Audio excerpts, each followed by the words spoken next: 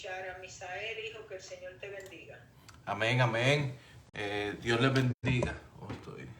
Dios les bendiga, gloria sea el nombre del Señor. Le damos la bienvenida también en este momento a todas las personas que están integrándose con nosotros para la porción del estudio de la palabra del servicio de hoy.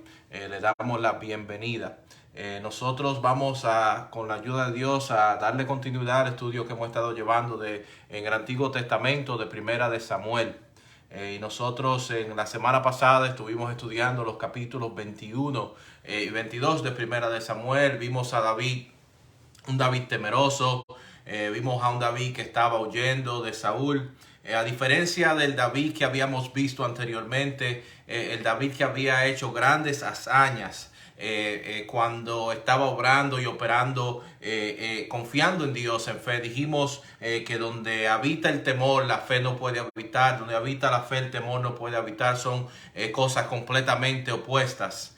Vimos a David que miente al sacerdote Ahimelech acerca del propósito de que él hace allí en el tabernáculo, y Ahimelech le provee sustento, le da la espada que era de Goliat. Y también vimos a David haciéndose loco cuando fue capturado por los hombres de Gad. Y explicamos que cuando vemos a David en estas faltas, estas faltas y esta ilustración que la Biblia nos habla de la falla de David no es para que nosotros las imitemos. Sino es para mostrarnos a nosotros la misericordia de Dios, para mostrarnos a nosotros la gracia de Dios, que aún David, fallando, David pecando en varias ocasiones, vemos que Dios lo perdona, vimos que Dios lo usa. Nosotros podemos tener esperanza en esto, que no importando lo que nosotros hayamos hecho, no importando cómo nosotros hayamos fallado, nosotros le servimos a un Dios que perdona, a un Dios que restaura. Y vemos en Primera de Juan capítulo 1 versículo 9 que dice: si confesamos nuestros pecados, Él es fiel y justo para perdonar nuestros pecados y limpiarnos de toda maldad. Vimos que Saúl acusó al sacerdote Ahimelech, quien no sabía lo que estaba pasando, lo acusó de conspirar con David y ordenó a matar a Ahimelech y a todos los hombres de la casa de su padre que Saúl los había enviado a llamar, un total de 85 personas. Pero vimos también que Doeg luego fue a la ciudad donde ellos vivían y allí acabó con todo, con el resto de la población que quedaba allí, hombres, mujeres, niños, incluso acabó hasta con los animales. Finalmente estuvimos viendo también en el capítulo 24 cómo hubo un grupo de 400 hombres que se juntó con David, y hablamos de este grupo que era un grupo de hombres que no tenían, la sociedad no lo tenía en un visto bueno. Era un grupo de hombres que estaba endeudado, un grupo de hombres que era la escoria de la sociedad. Sin embargo, vemos que estos hombres fueron a donde David, gente que no tenía esperanza, y vamos a ver luego en Segunda de Samuel cómo Dios iba a hacer de estos hombres grandes hombres valerosos, donde ellos van a hacer grandes hazañas y grandes logros y triunfos.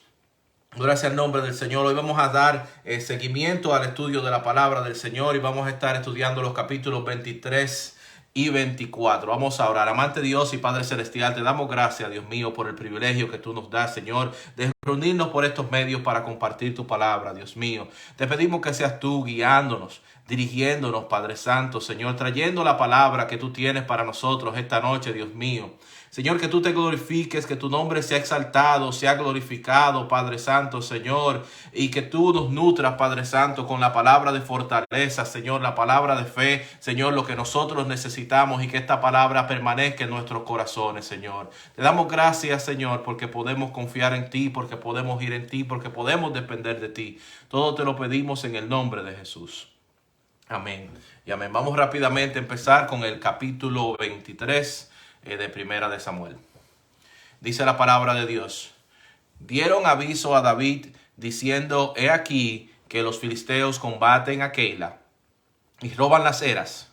Y David consultó a Jehová diciendo: ¿iré a atacar a estos filisteos? Y Jehová respondió a David: ve, ataca a los filisteos y libra a Keila.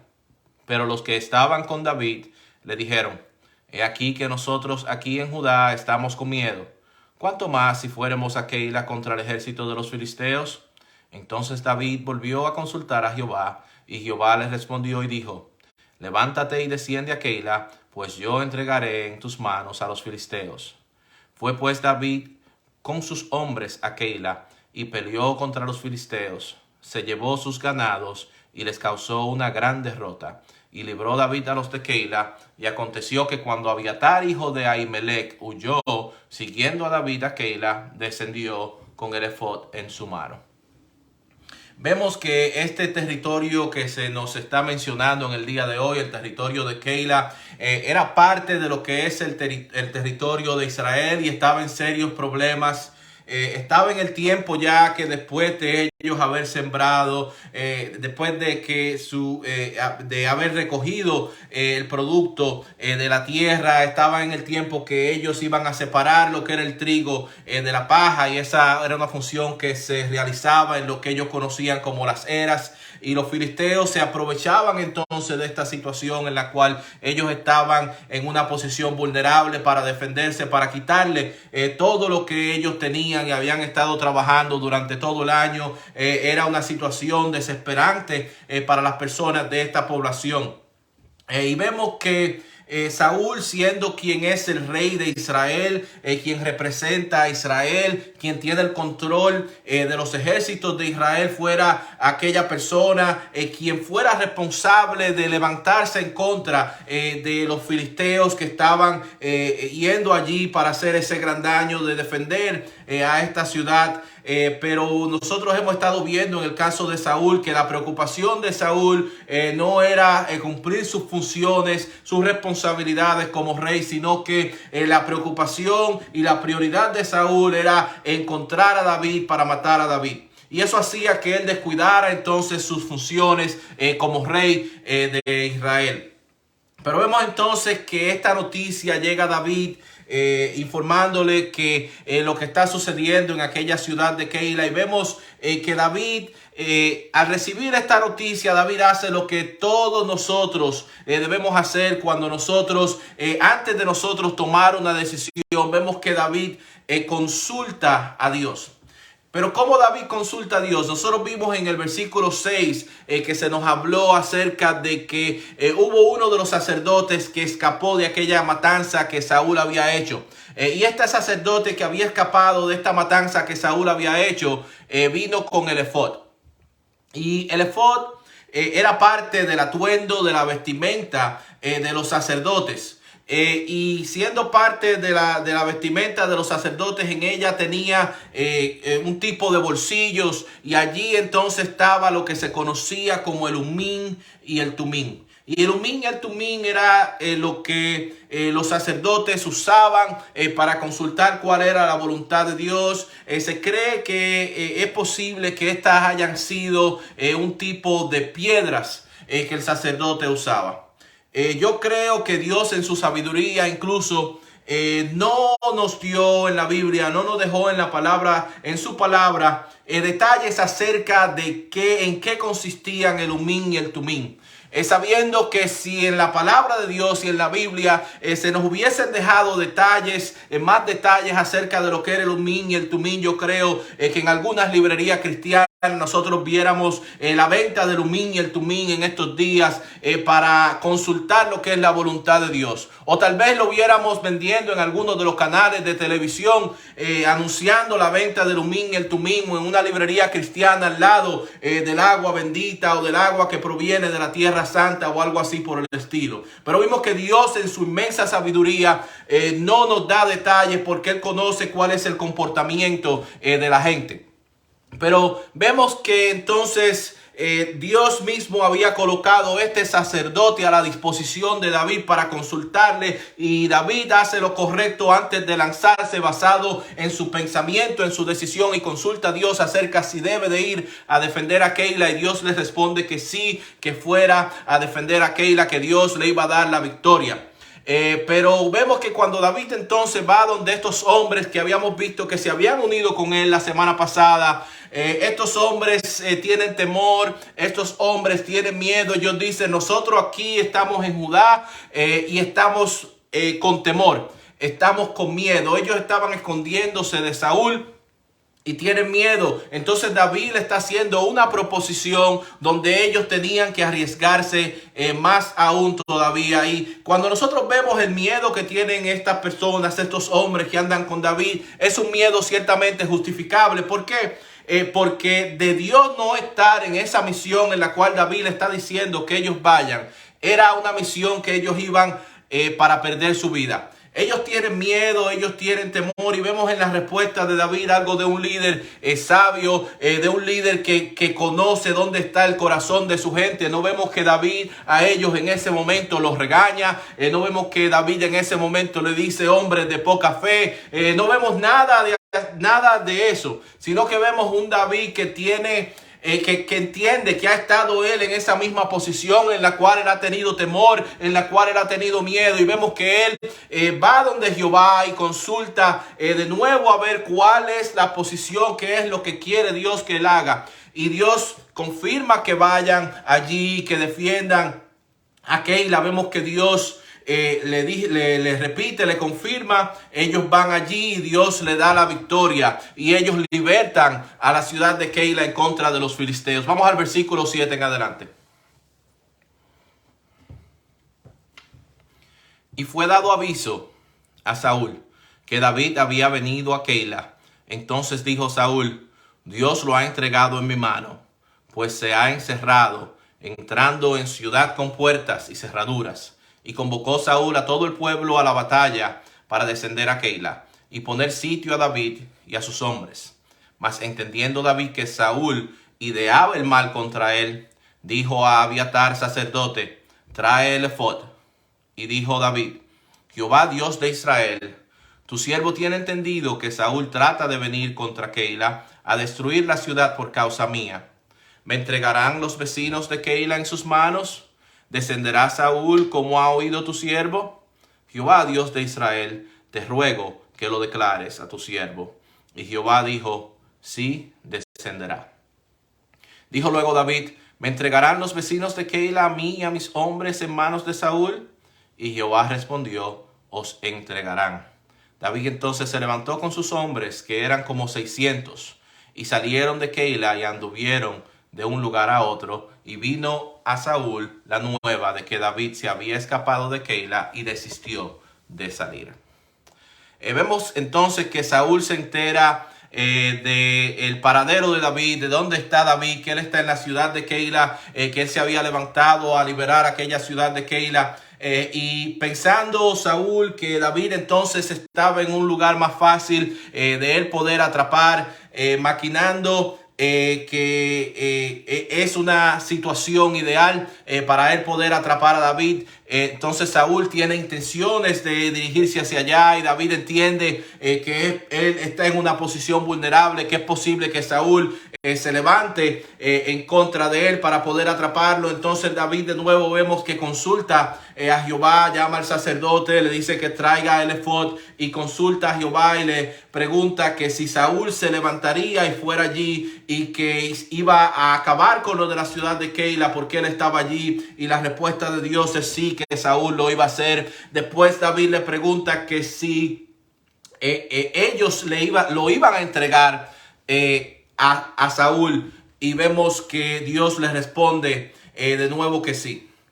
Vemos con esto que esta situación en la cual ellos iban a entregar a David, en lo cual ellos no iban a enfrentarse a Saúl, era por temor a Saúl. Ya había el antecedente de lo que Saúl había hecho con aquellos sacerdotes que por creer en la conspiración falsa de que ellos se habían unido a David en contra de Saúl, él acabó con todos ellos, que solamente escapó uno. Y ciertamente ellos tienen temor, y por eso vemos que ellos entregarían a David en el caso de que Saúl se levantara y fuera allí a buscar a David. Pero vemos en esto que David había arriesgado su vida para liberar a esa gente cuando Saúl no había hecho nada, no se había preocupado. Y vemos que la respuesta que ellos van a dar a esta situación en la que David se había levantado, había arriesgado su vida a él y sus hombres para liberarlo, es que ellos lo iban a traicionar, que ellos lo iban a entregar a David y a sus hombres, a Saúl. Pero vemos que David no parte de allí. David no se levanta en contra de aquellos hombres, de aquella ciudad. David no se lamenta por la traición que está recibiendo de aquella ciudad a la cual él se había esforzado y había liberado.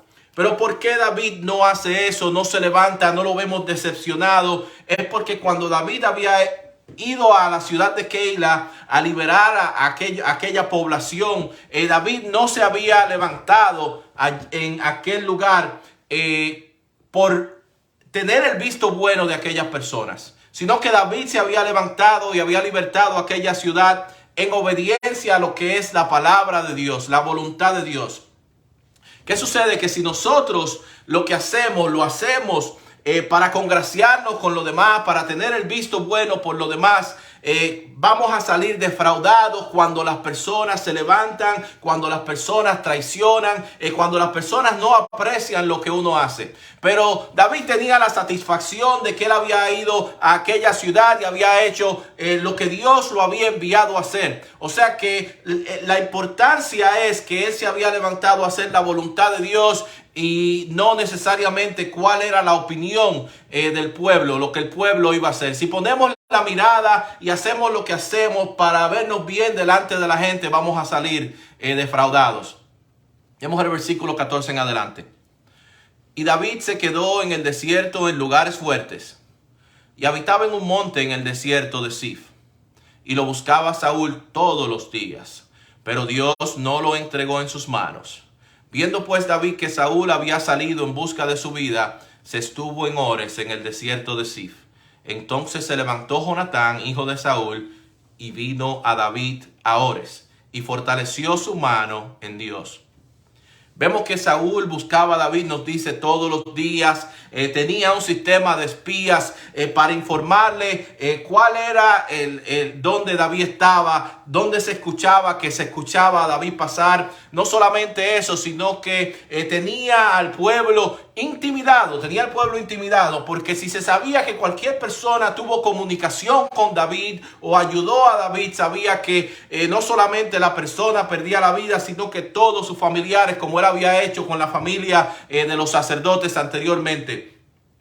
Y vemos que todavía con todos esos recursos, todavía con todas esas amenazas, Saúl no daba con David, pero no daba con David porque Dios no lo había entregado en sus manos. O sea que Dios tenía el cuidado de David, tenía el cuidado de la vida de David. Nada podía pasarle a David sin que pasara por la aprobación y por la autoridad de Dios. Y muchas veces nosotros tenemos preocupaciones que no deberíamos tener, preocupaciones que dependen de que nosotros muchas veces no entendemos que Dios tiene el cuidado de lo que nos sucede a nosotros. Y precisamente eso vemos en el caso de David. Saúl, con todos los recursos, no podía alcanzar a donde estaba David. Pero vemos que Jonatán, sin embargo, sí pudo encontrar a David. Y Jonatán fue a donde David para fortalecerlo, fue a donde David para animarlo. Y vemos en esto qué bueno es Dios. Vemos que aún pasando por las situaciones difíciles, donde Dios está poniendo su mano protectora para que no nos toque el mal, vemos que Dios envía a Jonatán ahora con una palabra de fortaleza, con una palabra de ánimo. Él va a donde David. Y vemos en esto que Jonatán era diferente a las personas que estaban en el campamento de Saúl. Las personas que estaban en el campamento de Saúl estaban diciéndole a Saúl lo que Saúl quería escuchar, apoyando sus teorías de conspiración de que David se había levantado en contra de él para quedarse con su reino. Sin embargo, vemos en Jonatán a alguien completamente distinto. Vemos que Jonatán tiene mucho que perder porque Jonatán era el heredero de la corona. Jonatán era quien le tocaría heredar la corona después de la muerte de Saúl. Sin embargo, vemos que a Jonatán esas cosas no le interesan, que Jonatán le había puesto incluso sus ropas reales a los pies de David. Jonatán no le interesa nada de eso, sino que a Jonatán le interesa fortalecer a su hermano, hacer la voluntad de Dios. Y qué bueno sería si sucediera así también con nuestros hermanos. Muchas veces vemos que, igual que a David, se levantan rumores, acusaciones, dedos señaladores, apuntando, mintiendo a los hermanos de cosas que no son ciertas. Sin embargo, vemos que muchas veces, lamentablemente, los hermanos agarran y calumnian, apoyan esas teorías y se levantan en contra de los hermanos que están en el piso, que están siendo acusados. Dicen, le sucede eso porque pecaron o algo así por el estilo. Qué bueno sería que tuviéramos hermanos como Jonatán, que no se levantaron, que no se unieron al grupo que estaba en contra de David, sino que ellos entendieron que él entendió que su misión era fortalecer a David, que su misión era animar a David y consolar a David en medio de esa situación de persecución en la que David se encontraba. Vemos que Jonatán le dijo en el versículo 17 y 18, y le dijo, no temas, pues no te hallará la mano de Saúl mi padre, y tú reinarás sobre Israel, y yo seré segundo después de ti. Y aún Saúl mi padre así lo sabe. Y ambos hicieron pacto delante de Jehová. Y David se quedó en Ores y Jonatán se volvió a su casa. Vemos que Jonatán fue a fortalecer a David. Dios le dio acceso a donde estaba David cuando le escondía el acceso a David a alguien que tenía todos los recursos como su padre Saúl, pero Dios le permitió el acceso con un propósito muy especial, y era con el propósito de levantarlo, de animarlo, de fortalecerlo en medio de esa situación. Vamos al versículo 19 en adelante. Después subieron los de Sif para decirle a Saúl en Gabá, ¿no está David escondido en nuestra tierra, en las peñas de Oret, en el collado de Aquila, que está al sur del desierto? Por tanto, rey, desciende pronto ahora, conforme a tu deseo, y nosotros lo entregaremos en la mano del rey. Y Saúl dijo, bendito seáis vosotros de Jehová, que habéis tenido compasión de mí. Y pues ahora aseguraos más, conoced y ved el lugar de su escondite, y quien lo haya visto allí, porque se me ha dicho que él es astuto en gran manera. Observad pues e informaos de todos los escondrijos donde se oculta, y volved a mí con información segura, y yo iré con vosotros, y si él estuviere en la tierra, yo lo buscaré entre todos los millares de Judá. Vemos aquí la disposición de este pueblo de Sif que va a Saúl para decir que ellos entregarían a David. Esto sería para ellos ganar el favor ante el rey Saúl. Tal vez hay una gran recompensa para el que entregara a David al rey Saúl. También recordemos, como hemos estado mencionando, existía el temor en toda la tierra de que si alguien tenía contacto con David y el rey Saúl se enteraba que estaba en el territorio de ellos, el peligro que ellos corrían por la conducta de Saúl. Pero también vemos en Saúl aquí que tiene una mentalidad de víctima dentro de todo lo que está sucediendo. Él está buscando a David para matarlo sin David haberle hecho nada. Sin embargo, vemos que Saúl dice, bendito seáis vosotros de Jehová, que habéis tenido compasión de mí. Es increíble, alguien que ha hecho todo este mal en busca de David, ha matado tanta gente. Sin embargo, vemos que dentro de toda esta situación, él vive en un engaño propio en el cual él piensa que o entiende que es la víctima dentro de toda esta situación. Vemos el versículo 24 en adelante. Y ellos se levantaron y se fueron a Sif delante de Saúl. Pero David y su gente estaban en el desierto de Maón, en el Araba al sur del desierto. Y se fue Saúl con su gente a buscarlo, pero fue dado aviso a David. Y descendió a la peña y se quedó en el desierto de Maón. Cuando Saúl oyó esto, siguió a David al desierto de Maón. Y Saúl iba por un lado del monte y David con sus hombres por el otro lado del monte. Y se daba prisa a David para escapar de Saúl, mas Saúl y sus hombres habían encerrado a David y a su gente para capturarlos. Entonces vino aviso un mensajero a Saúl diciendo, ven luego, porque los filisteos han hecho una irrupción en el país. Volvió por tanto Saúl de perseguir a David y partió contra los filisteos. Por esta causa pusieron aquel lugar por nombre Selah Amalecot.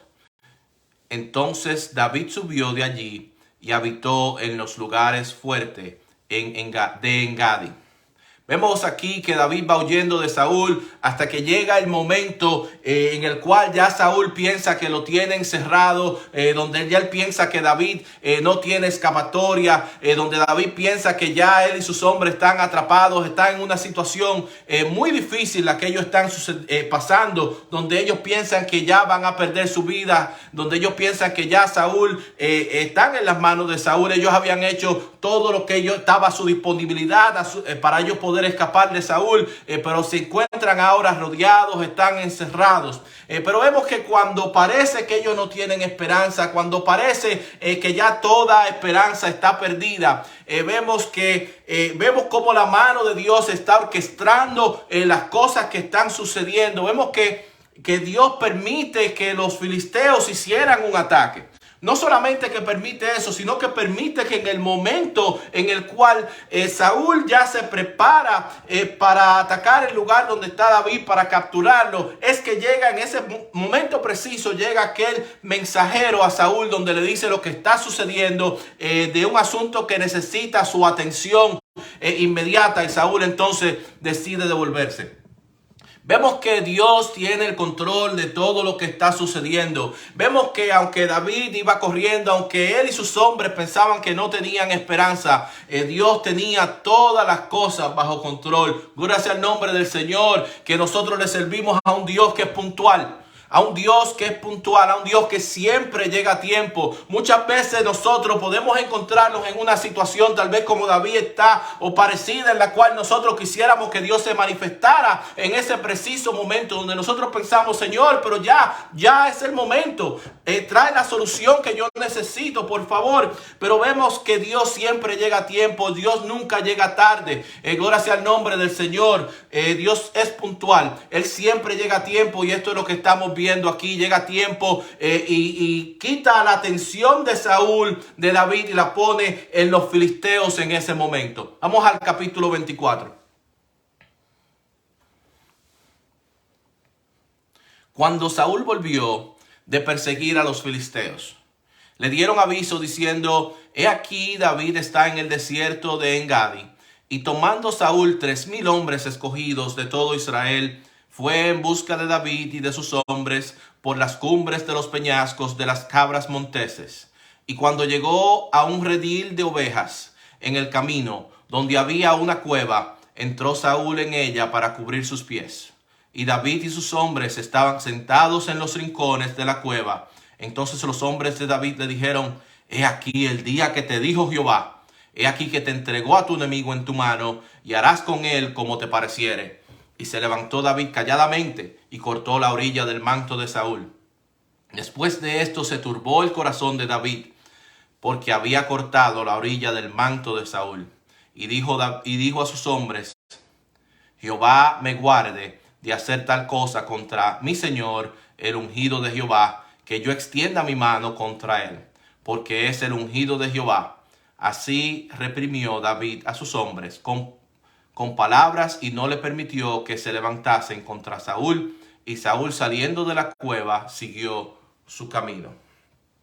Vemos que Saúl, después de haber terminado con el ataque que habían hecho los filisteos, que había quitado su atención de David, ahora escucha de nuevo donde David está, le dan aviso donde David está, y vemos que él toma 3,000 hombres. Estos 3,000 hombres dicen que eran 3,000 hombres escogidos, o sea que eran fuerzas especiales, eran hombres que estaban preparados para combate, para este tipo de misión en la cual ellos van con Saúl.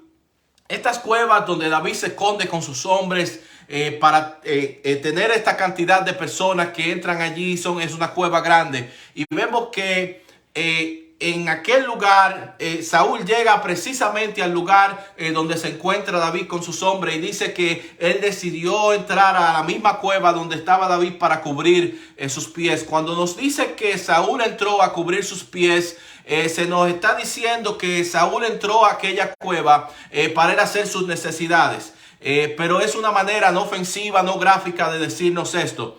Entonces típicamente dentro de estas cuevas son sitios que son extremadamente oscuros. Por eso vemos que Saúl, viniendo de un lugar con luz, entra a un lugar oscuro, no tiene la percepción y no puede ver lo que está sucediendo dentro de la cueva. Sin embargo, David y sus hombres sí pueden verlo a él, que están entrando dentro de la cueva, y los hombres de David entonces le dicen: este es el momento que tú has estado esperando, donde Dios pone a tu enemigo en tus manos.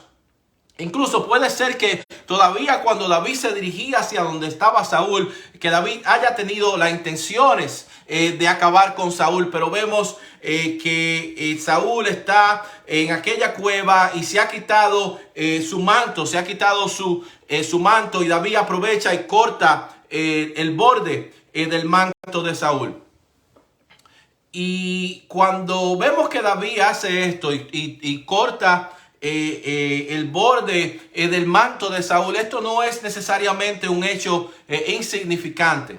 ¿Por qué? Porque el borde del manto es el lugar, como el que diríamos en el día de hoy de los militares, que vemos que en el cuello ellos llevan su rango, donde está expresado su rango, su autoridad, su poder. Y esta es la parte del manto que David está quitando del manto de Saúl. Ya habíamos visto anteriormente en el caso de Ruth, que cuando Ruth le dijo a Booz que la cubriera con su manto, con la punta, con el borde de su manto. Habíamos en los evangelios también se nos habla de un evento en el cual había una mujer que había tenido dificultades con una enfermedad, con un flujo de sangre. Ella había gastado todo lo que tenía en busca de solución. Sin embargo, vemos que ella se encontró con un tumulto de gente y se dio cuenta que Jesús pasaba por ahí. Ella extendió su mano y tocó el borde de su manto, y el Señor se dio cuenta que hubo poder que salió de él. Este es el borde del manto. Es algo que se consideraba de aquellas personas que tenían poder. Era parte de lo que se consideraba como su rango y su autoridad. Vemos el versículo 8 en adelante. También David se levantó después y, saliendo de la cueva, dio voces detrás de Saúl, diciendo: mi señor el rey. Y cuando Saúl miró hacia atrás, David inclinó su rostro a tierra e hizo reverencia. Y dijo David a Saúl: ¿por qué oyes las palabras de los que te dicen: mira que David procura tu mal? He aquí, han visto hoy tus ojos cómo Jehová te ha puesto hoy en mis manos en la cueva. Y me dijeron que te matase, pero te perdoné, porque dije: no extenderé mi mano contra mi señor, porque es el ungido de Jehová. Y mira, Padre mío, mira la orilla de tu manto en mi mano, porque yo corté la orilla de tu manto y no te maté. Conoce pues y ve que no hay mal ni traición en mi mano, ni he pecado contra ti. Sin embargo, tú andas a casa de mi vida para quitármela. Juzgue Jehová entre tú y yo, y véngueme de ti Jehová. Pero mi mano no será contra ti, como dice el proverbio de los antiguos: de los impíos saldrá la impiedad. Así que mi mano no será contra ti. ¿Tras quién ha salido el rey de Israel? ¿A quién persigues? ¿A un perro muerto? ¿A una pulga? Jehová pues será juez y juzgará entre tú y yo. Él vea y sustente mi causa y me defienda de tu mano. Vemos aquí que Saúl tenía gente a su alrededor que apoyaba esta idea loca, esta teoría de que David quería hacerle daño, de que David conspiraba en contra de Saúl. Con esta acción David le está dejando demostrado que teniendo la oportunidad de terminar con la vida de Saúl, él no lo hizo. Pero David no lo hizo por una causa muy especial, y es porque David quería obedecer a Dios. Él no tomó esa oportunidad porque él obedecía a Dios. Muchos hubieran visto, incluso los hombres de David, vemos que trataron de que él lo matara, y vemos que David incluso tuvo que prevenir que ellos se levantaran para matar a Saúl. Muchos hubieran visto esta oportunidad como una bendición de Dios que puso a su enemigo en sus manos. Muchos hubiesen visto esta oportunidad como una muerte que sucedió en defensa propia, y fuese en defensa propia porque Saúl lo buscaba para acabar con su vida. Pero vemos que David quería hacer esto. David él quería que fuera Dios quien juzgara entre Saúl y él. Él no quería levantar su mano en obediencia a Dios, no quería levantar su mano en contra de Saúl para defenderse él mismo. Nosotros muchas veces tenemos dos opciones. Muchas veces podemos defendernos nosotros mismos o dejar que Dios nos defienda a nosotros. Y David optó por dejar que Dios lo defienda a él. Vemos en Romanos capítulo 12, versículo 19 al 21. Dice: no os venguéis vosotros mismos, amados míos, sino dejad lugar a la ira de Dios. Porque escrito está: mía es la venganza, yo pagaré, dice el Señor. Así que si tu enemigo tuviere hambre, dale de comer; si tuviere sed, dale de beber. Pues haciendo esto, ascuas de fuego amontonará sobre su cabeza. No seas vencido de lo malo, sino vence con el bien el mal. Vemos que David no tocó a Saúl. Él menciona y dice porque él era ungido de Jehová. Pero hay muchas personas que han usado esta frase fuera de su contexto en lo que está sucediendo, y usan esa frase para decir que ellos son irreprensibles, que son incorregibles, que nadie puede decirle nada acerca de lo que ellos hacen o no hacen. Pero eso no es así. Ese no es el contexto bíblico en el cual vemos que David está usando esta frase. David está diciendo que sea Dios quien juzgue entre él y Saúl. David no está diciendo que Saúl es alguien que está arriba de corrección, que es alguien que no puede ser amonestado ni corregido, ni alguien que no se equivoca. De ninguna manera. Nosotros habíamos visto ya a Samuel corregir la actitud y las acciones de Saúl. Habíamos visto a Jonatán también corregir las acciones de Saúl. Y vemos ahora a David también decir que sea Dios quien juzgue entre ellos dos quién está bien y quién está mal. Pero lamentablemente se pueden ver muchas personas que enseñan a veces doctrinas que son falsas, doctrinas destructoras, enseñan doctrinas que son antibíblicas, y la gente y ellos dicen que nadie puede corregirlo porque no se puede tocar el ungido de Jehová. Y eso es completamente una enseñanza falsa dentro del contexto de este pasaje bíblico, porque definitivamente nadie se quiere levantar en contra de ellos y matarlo, pero sí hay que señalar, hay que apuntar, hay que corregir lo que se enseña que es falsa doctrina, y lo que se enseña públicamente hay que corregirlo de la misma manera públicamente. Gloria sea al nombre del Señor. Vemos el versículo 16 en adelante. Y aconteció que cuando David acabó de decir estas palabras a Saúl, Saúl dijo: ¿no es esta la voz tuya, hijo mío David? Y alzó Saúl su voz y lloró y dijo a David: más justo eres tú que yo, que me has pagado con bien, habiéndote yo pagado con mal. Tú has mostrado hoy que has hecho conmigo bien, pues no me has dado muerte, habiéndome entregado Jehová en tu mano. Porque ¿quién hallará a su enemigo y lo dejará ir sano y salvo? Jehová te pague con bien por lo que en este día has hecho conmigo. Y ahora, como yo entiendo que tú has de reinar y que el reino de Israel ha de ser en tu mano firme y estable, júrame pues ahora por Jehová que no destruirás mi descendencia después de mí, ni borrarás mi nombre de la casa de mi padre. Entonces David juró a Saúl, y se fue Saúl a su casa, y David y sus hombres subieron al lugar fuerte. Vemos en esto que típicamente cuando se levantaba alguien y tomaba la corona, fuera el rey nuevo, típicamente lo que ellos hacían era que acababan con toda la familia del que había sido rey anteriormente para prevenir que no se levantara ninguno en su contra. Vemos que Saúl, de la misma manera que su hijo Jonatán había hecho anteriormente, hizo a David que jurara que él no iba a hacer eso, sino que él iba a tener misericordia. Vemos algo nuevo aquí, la confirmación de lo que Jonatán también le había dicho ya a David, que Saúl sabía que el reino iba a estar en manos de David.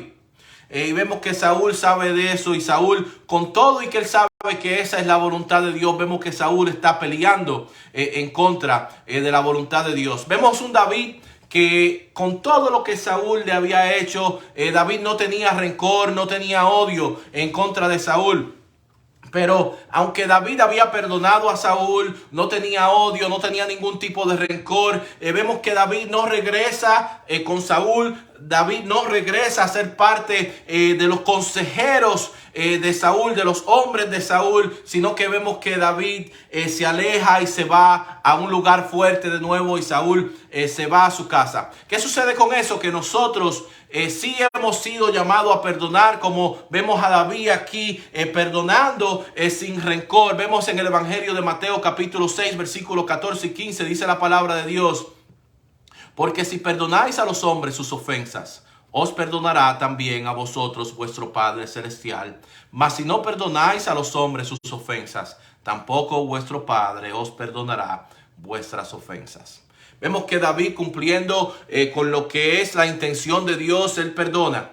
Él no tiene rencor en contra de Saúl, pero David vemos que no regresa y no se pone en una posición vulnerable en la cual Saúl puede acabar con su vida. El que esté en una posición, alguien que le haya hecho mal, alguien que le pueda hacer daño, nosotros podemos perdonar, pero eso no quiere decir que nosotros vayamos a permanecer en esa situación. Nosotros no somos llamados en la palabra de Dios a hacer sacos de boxeo, a hacer punching bags de otra persona, para ser heridos, para ser maltratados, para recibir el daño. Nosotros somos llamados a perdonar, pero también Dios nos ha puesto en nosotros un instinto de preservación en el cual nosotros tenemos que cuidar por nuestras vidas, de preservar nuestras vidas. Y vemos esto en el caso de David, que aunque él no tenía rencor con Saúl, él había perdonado a Saúl en todo esto. Vemos que él no regresó con Saúl por cuidado, por protección de su propia vida. Gloria sea el nombre del Señor. Aquí acabamos entonces con el capítulo 23 y el capítulo 24 de Primera de Samuel. Yo espero que este estudio haya sido de bendición para todos los que han estado con nosotros en el día de hoy. Invitamos a las personas que han estado con nosotros en el día de hoy a que se reúnan con nosotros la semana siguiente para dar continuación al estudio de Primera de Samuel, que lean anticipadamente el próximo capítulo de Primera de Samuel, el capítulo 25, que con Dios delante vamos a tratar el capítulo 25 la semana que viene, y que Dios les continúe bendiciendo.